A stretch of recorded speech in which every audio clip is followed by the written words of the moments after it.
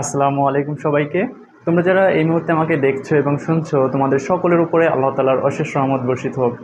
আজকে আমি খুবই গুরুত্বপূর্ণ একটা বিষয় নিয়ে আলোচনা করব। সেটা হলো, তোমাদের কিন্তু সবারই একটা কমন সমস্যা হচ্ছে গণিতের, যে অঙ্ক ভুলে যাও, করো কিন্তু কিছুদিন পর আর মনে থাকে না। তো এই সমস্যাটা কিভাবে আসলে সমাধান করতে পারবা, বা এই সমস্যাটা কিভাবে তুমি দূর করতে পারবা, কিভাবে তুমি হচ্ছে অঙ্ক খুব ভালোভাবে মনে রাখতে পারবা, সে বিষয়ে আজকে আলোচনা করব। কারণ আমি যেহেতু অঙ্কের উপরে হচ্ছে অনার্স মাস্টার্স কমপ্লিট করেছি, তো বিগত অনেক বছরের অভিজ্ঞতা থেকে কিছু জিনিস আসলে তোমাদের সাথে শেয়ার করব, যেটা আমি মনে করি তোমাদের জন্য খুবই গুরুত্বপূর্ণ হবে। সো আজকের ভিডিওটা কিন্তু শুধু এসএসসি বা এইচএসসি এমন কারোর জন্য নির্দিষ্ট না, এটা হচ্ছে সব ক্লাসের স্টুডেন্টদের জন্যই আমি বলবো সমান গুরুত্বপূর্ণ। সো যারা যারা ভিডিওটা দেখতেছো, অবশ্যই সবাইকে বলবো খুব মনোযোগ সহকারে ভিডিওটা দেখার জন্য। দেখো, এটা সবারই একটি কমন তোমার সমস্যা, যে অঙ্ক করলে আমরা কিছুদিন পরে ভুলে যাই। এই বড় একটা প্রধান কারণ হচ্ছে, ফার্স্ট অফ অল যেটা আমি মনে করি, সেটা হলো যে তোমার সবাই ভাবো যে আমি অঙ্কে দুর্বল। ঠিক আছে, অঙ্কে দুর্বল, এটা ভাবা যাবে না কখনো। তোমাদের যত স্টুডেন্ট আমি পড়াইছি, আমার লাইফে যতজন স্টুডেন্ট পড়ানোর সৌভাগ্য হয়েছে, তাদের প্রত্যেককে যখন আমি গিয়ে প্রশ্ন করি যে তুমি আসলে কোন সাবজেক্ট ভালো পারো, তখন দেখা যায় যে অন্যান্য সাবজেক্টের কথা বললেও বিশেষ করে বলে, স্যার আমি গণিতে দুর্বল, বা হচ্ছে অঙ্কে দুর্বল, অঙ্কটা আমি কম বুঝি, অঙ্কটা আমি ভালো পারি না। এই যে একটা চিন্তা, অঙ্কে আমি কম পারি, অঙ্ক আমি ভালো পারি না, এই চিন্তাটা তোমার অঙ্কের যে ভালো পারার বিষয়টা বা ভালো পারার যে ক্ষমতাটা, সেটাকে হাজার গুণ ডাউন করে দেয়। ঠিক আছে, তো প্রথমে তুমি এই চিন্তা কখনোই করবা না যে আমি অঙ্কে দুর্বল বা আমি অঙ্ক খারাপ পারি। মানুষ দেখবা যে জিনিসটা ভালো পারে, বা যে জিনিসটা মানুষ বেশি তোমার হচ্ছে প্রশংসা পায়, সেই কাজটা বা সেই জিনিসটা করতে আমাদের খুব ভালো লাগে, এবং সেই জিনিসের সাকসেস বা ফলাফল খুব আমাদের ভালো আসে। তো তুমি নিজেকে নিজে যদি আগে ডিমোটিভেট করো, তাহলে দেখবা চারপাশের মানুষজন বলা শুরু করবে, বা বন্ধু বান্ধব তোমার বলা শুরু করবে যে আসলে ও অঙ্কে খারাপ, বা ও হচ্ছে গণিতে দুর্বল। সো তখন দেখা যাবে তুমি এমনিতেও গণিতে ভালো পারার চিন্তা করলে তুমি ভালো পারবে না। তো তোমাকে প্রথম কাজ হচ্ছে, অঙ্কে যেহেতু তুমি দুর্বল, এই চিন্তাটা মাথার থেকে বাদ দিতে হবে। ক্লিয়ার বিষয়টা?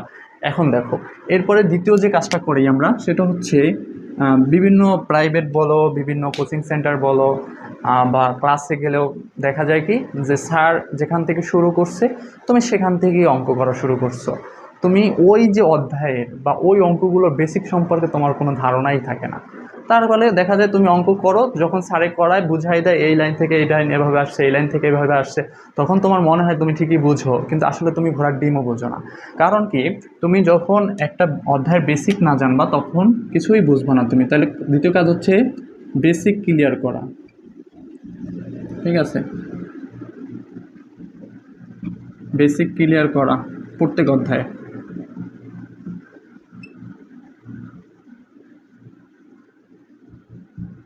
প্রত্যেক অধ্যায়ের হচ্ছে বেসিক ক্লিয়ার করা।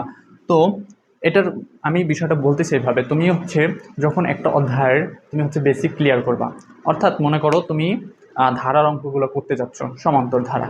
এখন তুমি এনতম পদ তোমাকে বের করতে বললো, যখন তোমাকে স্যার করাচ্ছে এনতম পদ কীভাবে বের করতে হয়, তখন তুমি ডিরেক্ট সূত্র দেখে বা স্যারে করাচ্ছ এটা দেখে মনে হচ্ছে যে এগুলো তো আমি পারি।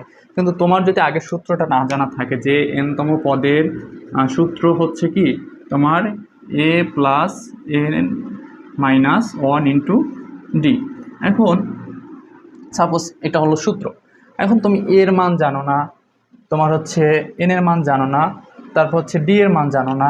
ঠিক আছে, এখন তোমার এই না জানার ফলে তুমি স্যার যখন করাচ্ছে, তখন ঠিকই বলতেছে এর মান এইটা, বি এর মান ওইটা, ডির মান ওইটা, সাপোজ মনে করো তুমি ওইটা দেখে দেখে করতেছো। কিন্তু তুমি যখন নিজে আসলে বাসা বসা নিজে রিসার্চ করবা, বা নিজে হচ্ছে বেসিকগুলো ক্লিয়ার হবা, যে আসলে এই যে তোমার একটা সূত্র, এখানে এ হচ্ছে প্রথম পদ, হ্যাঁ, ডি হচ্ছে সাধারণ অন্তর, তারপরে এনতম হচ্ছে যেটা বের করতে বলবো ওই পদটা, হ্যাঁ, কততম পদ। তাহলে এই বিষয়গুলো তুমি যখন জানবা, নিজে জানবা, তখন কিন্তু তুমি ওই অঙ্কটা করতে গেলে তোমার ভালো মনে থাকবে। সো প্রত্যেকটা অধ্যায়ের এভাবে তুমি বীজগণিত বলো, অন্য সকল অধ্যায় বলো, সূচক বলো, সূচকের অনেক কিন্তু বেসিক আছে, অনেক অনেক বেসিক আছে।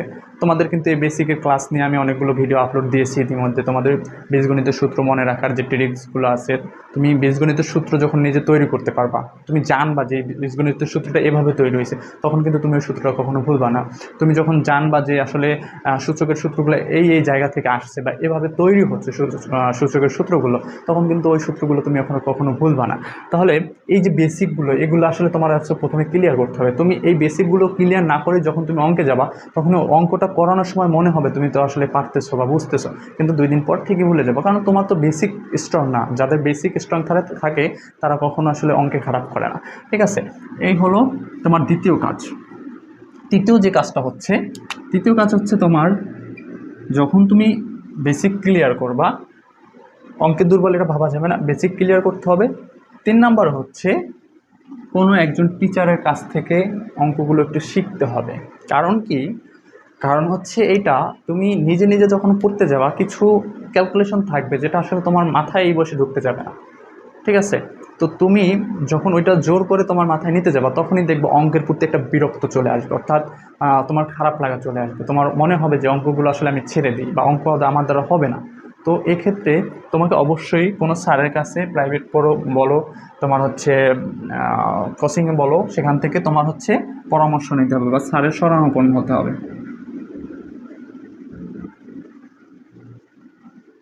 শেখা অর্থাৎ স্যারের কাছে শিখতে হবে তোমার অঙ্কগুলা। তোমার যে কোনো অঙ্কই নিজে নিজে কখনোই পাকনামি করে করতে যাবে না। তাইলে হবে কি, তোমার একটা অঙ্ক যখন ক্যালকুলেশনে বাঁচবে, দেখা যাবে অনেক সহজ ক্যালকুলেশনও অনেক সময় এমনভাবে মনে হয় যে আমি পারতেছি না, কিন্তু স্যার বুঝাই দেওয়ার পর মনে হয় আহারে এত ইজি একটা ক্যালকুলেশন আমি পারি না, এরকম মনে হয়। কিন্তু দেখবা অনেকের কাছে এরকম মনে হয়, আমার নিজের কাছে হয়েছে। তো এইটার জন্য তুমি ওইটা নিয়ে যদি সময় নষ্ট করো ঘন্টার পর ঘন্টা, তুমি দেখবে ফলাফল 0 আসবে, কিন্তু তুমি আসলে কিছু শিখতেছো না এবং দিন শেষে তোমার অঙ্কের প্রতি একটা বিরক্ত চলে আসতেছে। তাইলে তোমার তৃতীয় কাজ হচ্ছে স্যারের কাছে শেখা। 4 নাম্বারে যে কাজ আছে, এটা হলো প্রচুর পরিমাণে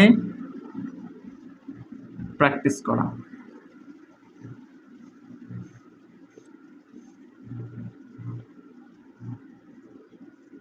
প্রচুর পরিমাণে হচ্ছে তোমার প্র্যাকটিস করতে হবে।